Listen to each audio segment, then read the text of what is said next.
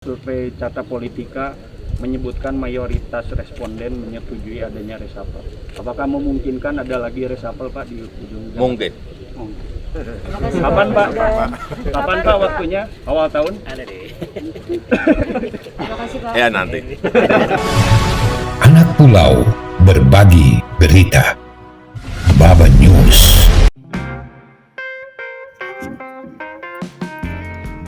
Presiden Jokowi segera melakukan reshuffle kabinet. Ya, isu ini terjawab usai meresmikan Bendungan Sukamahi di Kabupaten Bogor Jumat 23 Desember 2022 lalu. Presiden Jokowi membenarkan isu reshuffle tersebut. Hanya saja Presiden tidak menyebut kapan reshuffle akan dilakukan. Akhir 2022 ataukah awal tahun 2023 nanti. 3 menteri dari Partai Nasdem, masing-masing Menkominfo Johnny G. Plate, Menteri Pertanian Syahrul Yassin Limpo, serta Menteri Kehutanan dan Lingkungan Hidup Siti Nurbaya Bakar digadang-gadang masuk jajaran teratas yang berpotensi terdepak dari kabinet. Meski demikian, bukan berarti pos-pos menteri lain dijamin aman dari reshuffle yang dilakukan Jokowi nantinya. Apakah reshuffle ini merupakan efek Nasdem dan Anies Baswedan Capres RI? Partai PDI Perjuangan membantah.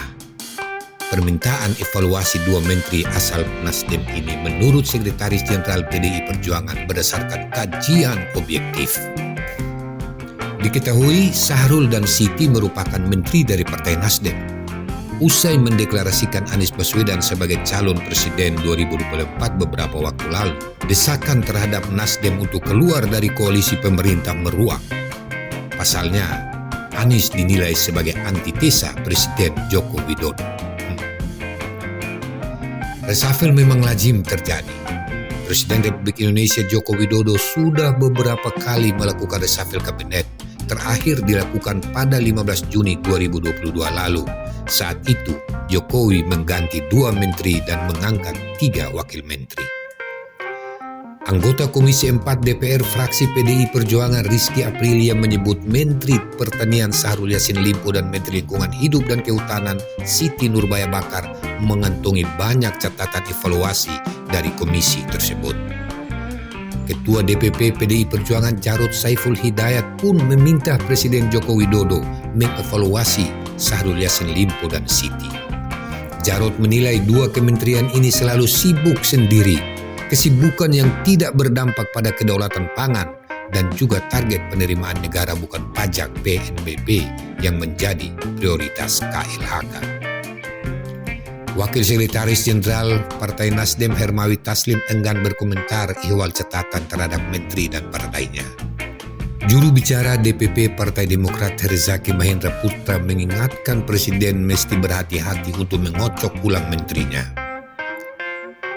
Reshuffle harus memberikan manfaat bagi rakyat, bukan sekedar langkah politik semata.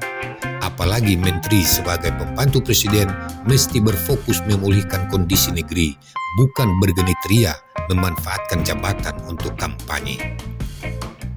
Lalu jika benar Jokowi melakukan reshuffle, siapa sosok yang dinilai berpotensi masuk ke kabinet? Berdasar data yang dihimpun dari berbagai media berita, pertama, Budiman Sujatmiko. Budiman dianggap layak masuk kabinet dan menduduki posisi menteri. Budiman Sujatmiko adalah aktivis reformasi, pejuang demokrasi dan HAM. Sejak muda sudah terbiasa melakukan proses pemberdayaan politik, organisasi, dan ekonomi di kalangan petani dan buruh di Indonesia. Budiman Sujatmiko sebagai kader PDI Perjuangan memiliki loyalitas yang tinggi terhadap Presiden Joko Widodo. Hal tersebut dibuktikan dengan aktifnya dia sebagai tim kampanye nasional pada tahun 2019 sebagai juru bicara kampanye. Sosok yang kedua, Andika Perkasa. Setelah memasuki masa pensiun, mantan Panglima TNI Jenderal Andika Perkasa memiliki peluang masuk dalam kabinet Presiden Joko Widodo. Selain prajurit profesional, Andika memiliki hubungan dengan Jokowi sejak 2014 lalu saat menjabat sebagai Komandan Pas Pampres.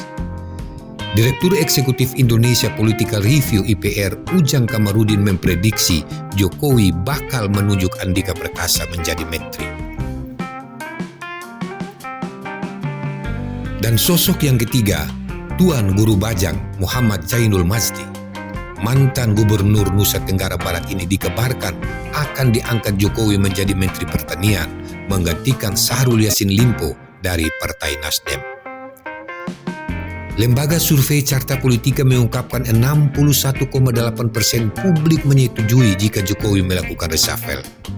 Direktur Eksekutif Carta Politika Yunarto Wijaya mengatakan, dalam survei lembaganya tercatat 60,5% publik merasa puas terhadap kinerja para menteri. Kepuasan publik ada di level 72,9%, sementara kepuasan terhadap pemerintah dengan tingkat kepuasan publik ada di angka 60,5% terhadap para menteri. Carta Politika juga memberi isyarat di separuh sisa masa pemerintahan sebagai PR untuk Presiden Jokowi. Kalau Jokowi ingin meninggalkan legasi, harus memastikan bukan hanya dirinya dicintai masyarakat, tapi kinerja dari menterinya secara sektoral juga bisa menopang kepercayaan publik. Terlebih, menjelang tahun politik yang diduga sejumlah para menteri Jokowi tampaknya fokus untuk kontestasi Pilpres 2024 Survei mendatang. Carta Politika menyebutkan mayoritas responden menyetujui adanya reshuffle.